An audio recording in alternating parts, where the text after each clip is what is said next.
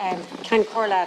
In my few minutes, I want to concentrate my main focus on the complete and utter lack of any systemic plan of action in Budget 2024 to address the historic underinvestment in the Northern and Western region and the lack of ambition by this government to deliver balanced regional development. But before I get to that, Minister, I want to mention one or two other issues, and then I will return to many of these over the next few days and weeks as we discuss these proposals in detail.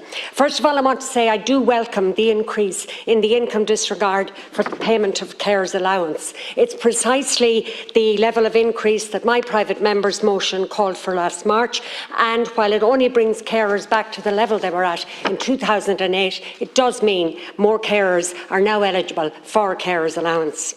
I also want to make a quick comment on the number of one-off measures in this budget, a total of 2.5 billion out of the total amount. Now, while every single euro is welcome, one-off payments do nothing to address the underlying causes of poverty. They simply paper over the cracks.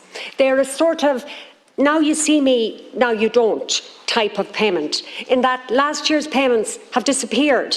They're not building blocks. So it's like starting from ground zero every single time. And that means that people with disabilities, pensioners, carers and other vulnerable groups are actually worse off because social welfare core increases have not kept pace with inflation. We see pensioners' spending power is now €19 less per week than it was in 2020. Similarly for people with disabilities and carers. And speaking of people with disabilities, their utter shock and disappointment when they saw that the cost of disability payment of €500, which was acknowledged and introduced for the first time in Budget 2023, was not continued. It's gone. So, Minister, the cost of disability is ongoing, and these people who hoped it would continue are now left without it. So, Minister, while one-off payments are headline grabbers, and they do make a difference, they're just like the lights on the Christmas tree. When you switch them off, they're back to the darkness.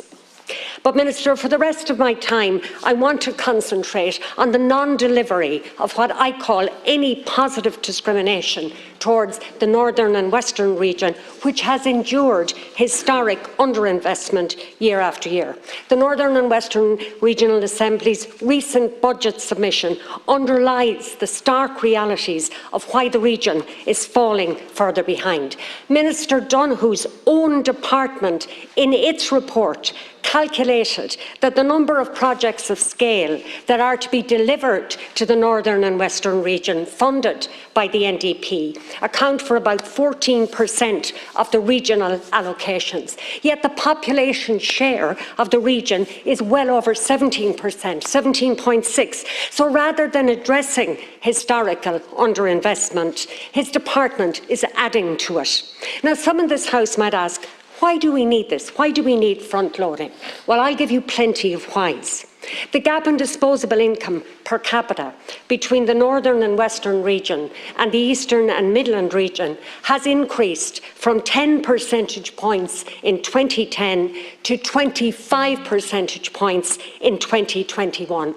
And this has led the European Commission to downgrade the region to the status of lagging. And right now, in their 2023 country report on Ireland, they tell us there is a stark difference in disposable income of households across the regions. The Northern and Western region has below average concentration of technology and intensive knowledge-based jobs. We're 7% below the state average.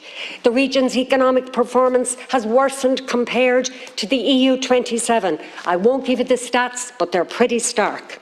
If we look at funding for higher education, the HEA has said that institutes in the Northern and Western region received general capital funding of €93 less for every single graduate between 2010 and 2021 than any of the other regions in the country. Minister, those figures are simply unacceptable. And those stark statistics make the argument, and not just the argument, but the strongest possible case for immediate action to combat the unsustainable rise in regional inequalities in Ireland. This budget needed to implement a stimulus package of around €500 million as asked for by the Northern and Western Regional Assembly. Sizable but not huge in the overall context, to deliver higher valued economic activity in the region, and that would include front-loading many of the projects in the NDP, such as the urgent need to upgrade the N17 from Sligo to Tuam. And it's not just roads, rail, housing and education infrastructure we need to front-load. Just over 12 months ago, over 50 consultants in Sligo University Hospital wrote to the Minister for Health in complete frustration and desperation, outlining the myriad of problems being faced in Sligo University Hospital. And just 2 days ago, 78 Donegal GPs wrote to the Minister for Health calling for urgent action on the ED in Letterkenny University Hospital. But the call is not just from the regions. In May of this year, just 5 months ago, the Irish Hospital Consultants Association issued a statement saying that patient health in the West and North West is at risk due to the excessive delays in care. So, Minister, you have the hospitals, you have groups of GPs, and you have national organisations all saying the same thing, that you are not delivering for the Northern and Western region. The evidence is there. The Northern and Western Regional Assembly sent it to you and you have not acted on it. This budget, other than for a few soft words from Minister Donoghue about balanced regional development, said nothing and did nothing to systematically address the ever-widening regional imbalances and to in any real way begin to deliver on balanced regional development. Minister, in a budget of plenty, the regions have been shortchanged again, and I'm beyond disappointed. Deputy Collins.